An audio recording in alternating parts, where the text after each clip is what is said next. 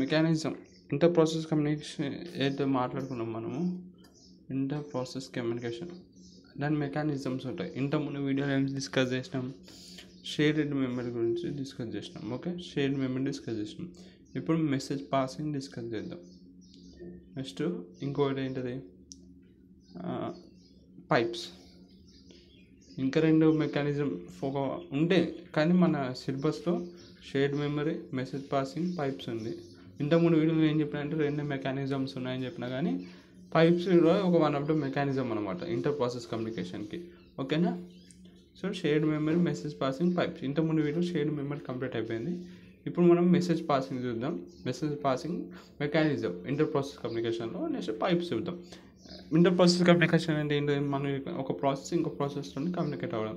ఏ విధంగా కమ్యూనికేట్ అవుతుంది, ఏ మెకానిజం అనేది మనం మాట్లాడుకుంటాం. సో ఈ మెసేజ్ పాసింగ్లో ఏమైందంటే వన్ ప్రాసెస్ ఇంకో ప్రాసెస్తో కమ్యూనికేట్ ఎలా కమ్యూనికేట్ అవుతుంది అంటే యూజింగ్ మెసేజెస్తో కమ్యూనికేట్ అవుతుంది అనమాట.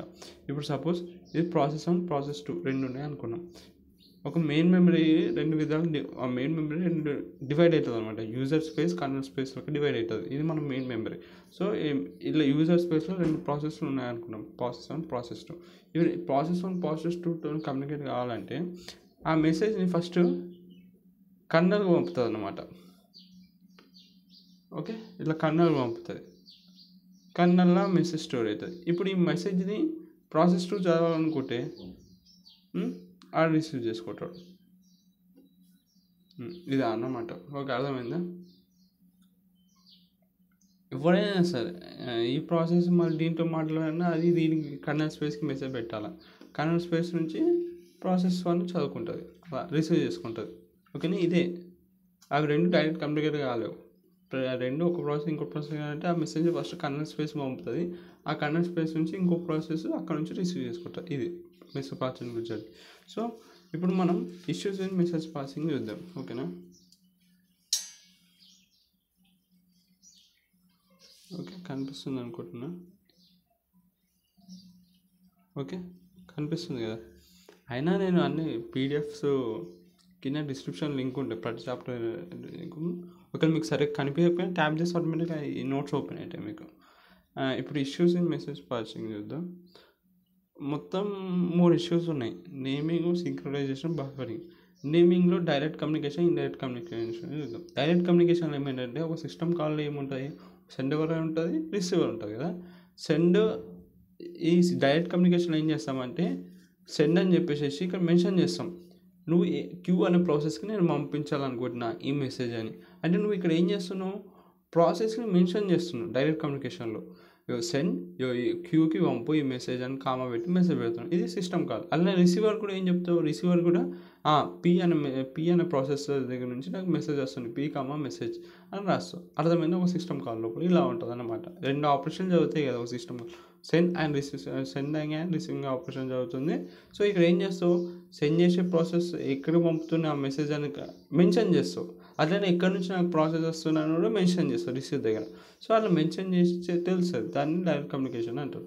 ఇండైరెక్ట్ కమ్యూనికేషన్లో ఏమవుతుందంటే ఒక ప్రాసెస్ పీ ఉంది అనుకుంటే ఇంకో ప్రాసెస్ క్యూ ఉంది. ఈ రెండు కమ్యూనికేట్ కావాలనుకుంటున్నాయి, కమ్యూనికేషన్ చేయాలనుకుంటున్నాయి. అదే కదా మన main agenda, inter process communication. ఒక ప్రాసెస్ ఇంకో ప్రాసెస్ కమ్యూనికేషన్. ఇండైరెక్ట్ కమ్యూనికేషన్లో ఏమైందంటే ఒక మీడియేటర్ ఉంటారు అన్నమాట. ఇప్పుడు సపోజ్ ఇది మీడియేటర్, ఈ మెయిల్ బాక్స్ అని ఒక మీడియేటర్లో ఉంటుంది. ఈ మెయిల్ బాక్స్ ఎట్లా ఉంటుంది అంటే మళ్ళీ కర్నల్ లోపలనే ఉంటుంది. ఎందుకంటే ప్రతి ప్రాసెస్ కర్నల్కే పంపాలి మాట్లాడుకోవాలంటే ఇంకో ప్రాసెస్. సో ఏముంటుందంటే ఆ మెయిల్ బాక్స్ ఉంటుంది. ఆ మెయిల్ బాక్స్ ఏదైనా కర్నల్ లోపల ఉంటుంది, దాని గురించి మనం పెద్దగా మాట్లాడుకోం. సో మెయిల్ బాక్స్ కర్నల్ లోపల ఉంటుంది. సో ఈ ప్రాసెస్ ఏం చేస్తుంది, మెసేజ్ మెయిల్ బాక్స్కి పంపుతుంది. మెయిల్ బాక్స్ని పోర్టర్ అంటారు. ఓకేనా? ఈ మెయిల్ బాక్స్ అంటే దాన్ని పోర్టర్ అంటారు. సో ఈ మెయిల్ బాక్స్ నుంచి క్యూ అనేది ఇంకో నుంచి తీసుకుంటుంది, సేమ్ మీడియేటర్ లెక్క ఇది. ఓకేనా? ఇప్పుడు దాన్ని ఎట్లా రాస్తారంటే ఇప్పుడు సెండ్ చేస్తుంది కదా, ఎక్కడ పెట్టింది, అది మెయిల్ బాక్స్లో పెట్టింది. So mail box comma message అని పెడుతుంది. రిసీవర్ ఏం చేస్తుంది, రిసీవర్ని పెట్టేసేసి ఇగో పీ ప్రాసెసర్ ఇట్లా రాస్తుంది. దట్ రిసీవ్ ఎట్లా రాస్తుంది, మెయిల్ బాక్స్ నుంచి నేను రిసీవ్ చేసుకుంటున్న మెసేజ్ ఇట్లుంటుంది అనమాట. పీకి క్యూకి, క్యూ ప్రాసెస్ రిసీవ్ చేసుకుంటున్నప్పుడు రిసీవ్ అని పెట్టి బ్రాకెట్లో mail box comma message. Send అనే ప్రాసెస్ సెండ్ చేస్తుంది కాబట్టి సెండ్ బ్రాకెట్లో mail box comma message. So ఇప్పుడు మెయిల్ బాక్స్ అనే ఒక మీడియేటర్తో వీళ్ళిద్దరు కమ్యూనికేట్ అవుతారు, అది ఇండైరెక్ట్ కమ్యూనికేషన్, ఒక మీడియేటర్ ఉంటారు. తర్వాత నెక్స్ట్ వచ్చేసి synchronization, blocked sender, blocked receiver, అట్లనే non blocked sender, non blocked receiver. ఓకేనా, ఇదైతే మనం మాట్లాడుకున్నాం బ్లాక్ సెండర్, బ్లాక్డ్ రిసీవర్. ఇది సింక్రనైజేషన్ అనమాట, సింక్రనైజేషన్కి పనికి వస్తుంది. ఆ సింక్రనైజేషన్కి నాన్ బ్లాక్డ్, నాన్ రిసీవర్ వెళ్ళిపోతుంది. సింక్రనైజేషన్లో కావాలంటే బ్లాక్ సెండర్, బ్లాక్ రిసీవర్ అంటే ఇది ఏమవుతుంది అంటే సెండర్ అనేటోడు సెండ్ చేస్తాడు మెసేజ్, మెసేజ్ సెండ్ చేసేసిండ ఇక బ్లాక్ అయిపోతాడు అన్నట్టు ఒక విధంగా. ఎప్పటి వరకు ఈ రిసీవర్కి ఈ మెసేజ్ వచ్చే వరకు బ్లాక్ అయిపోతాడు. ఎప్పుడైతే రిసీవర్కి మెసేజ్ వచ్చినాకనే అప్పుడు అన్బ్లాక్ అవుతాడు. అర్థమైందా? సేమ్ రిసీవర్ బ్లాక్ రిసీవర్ అంటే రిసీవర్ కూడా ఆ మెసేజ్ వచ్చే వరకు ఇంకొక మెసేజ్ని రిసీవ్ చేసుకోదన్నమాట. ఆ మెసేజ్ వచ్చినాకనే టోటల్ కంప్లీట్ అయిపోయినాకనే ఇంకొక మెసేజ్ని చేసుకో, ఆ మెసేజ్ వచ్చే వరకు బ్లాక్ అయ్యి ఉంటుంది. అట్లా ఇంకో మెసేజ్ని రానియదు. సో అదనమాట బ్లాక్ సెండర్, బ్లాక్ రిసీవర్ అంటే. అర్థమైందా? సెండర్ అనేటోడు ఆ మెసేజ్ రిసీవర్ పోయేంత వరకు బ్లాక్ అయ్యి ఉంటాడు అనమాట. రిసీవర్ సేమ్ అటు సైడ్ కూడా రిసీవరు ఆ మెసేజ్ అయితే స్పెసిఫిక్ మెసేజ్ సెండర్ నుంచి పంపిన రిసీవ్ అయ్యే వరకు బ్లాక్ ఉంటుంది. సేమ్ దానికి ఆపోజిటే అన్బ్లాక్ సెండర్, అన్బ్లాక్ రిసీవర్.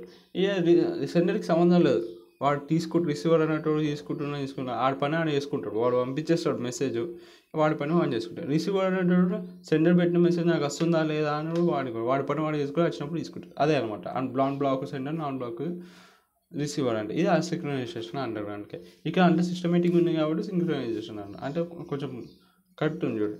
తర్వాత ఇప్పుడు బఫరింగ్లో 3 ఉంటాయి: zero capacity, finite capacity, infinite capacity. Buffering అంటే సైజ్ ఆఫ్ బఫర్ అనమాట. ఇప్పుడు జీరో కెపాసిటీ అంటే అక్కడ నీకు బఫరే ఉండదు. యాక్చువల్గా ఎట్లుంటుంది అంటే ఇక్కడ సెండర్ ఉంటే ఇక్కడ రిసీవర్ ఉంటాడు, మిడిల్లో బఫర్ ఉంటుంది ఇట్లా.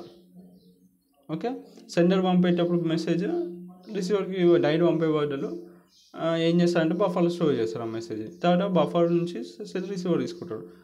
దీనివల్ల మంచిగా ఉంటుంది. కానీ జీరో కెపాసిటీ అంటే బఫరే ఉండదు నీకు, అంటే మిడిల్ డైరెక్ట్ సెండర్ రిసీవర్ పంపించేస్తాడు నువ్వు డైరెక్ట్. సో ఏముండదు కాబట్టి అంతే అనమాట. Buffer has to wait until receive right. So ఏం చేయాలంటే వాడు ఇంకో మెసేజ్ పంపాలంటే ఇక్కడ బఫర్ లేదు.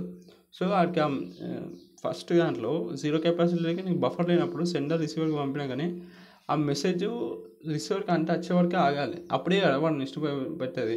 బఫర్ అయినాక సపోజ్ సైజ్ ఆఫ్ బఫర్ 4 ఉంది అనుకున్నాం. సో వాడు ఫస్ట్ పెట్టచ్చు, సెకండ్ ABCD అలా 4 ఐటమ్స్ ప్లేస్ చేయొచ్చు. ఎందుకంటే ఇక నీకు బఫర్ ఉంది. బఫరే లేదా ఇప్పుడు జీరో కెపాసిటీలో వెయిట్ చేయాలి, ఆడికి ఏదైతే పంపుతున్నామో అదంతా రిసీవ్ అయినాక రిసీవర్ సైడ్ అప్పుడు ఇంకో మెసేజ్ పంపుతుంది, అది జీరో కెపాసిటీ, బఫర్ ఉండదు. ఫైనల్ కెపాసిటీ అంటే ఇప్పుడు ఇది ఎగ్జాంపుల్ అనమాట. బఫర్ సైజు లిమిటెడ్ ఉంటుంది. ఇప్పుడు దీని బఫర్ సైజ్ 4 ఉంది. సో ఇప్పుడు ఏం చేయాలా, ఆ సెండర్ అన్నట్టు అని మెసేజ్ పెట్టాలంటే ఈ ఏని రిసీవర్ కన్జ్యూమ్ చేసుకున్న తర్వాత వాడు ఇవన్నీ ఇట్లా ముందుకు జరుగుతాయి. అప్పుడు వాడు పెట్టచ్చు EDCB అని పెట్టచ్చు. అట్లా అనమాట. లిమిటెడ్ బఫర్ అంటే సైజ్ ఆఫ్ ద బఫర్ అనేది కొంచెం తక్కువ లిమిటెడ్ ఉంటుంది. రిసీవర్ అటు సైడ్ నుంచి బఫర్ ఒకవేళ ఫుల్ అయిపోయినా రిసీవర్ అంటే అటు సైడ్ రిసీవ్ చేసినాకనే ఇది ఇంకోటి పెడతాడు, ఇంకో మెసేజ్ పెడతాడు. అట్లా ఇది లిమిటెడ్.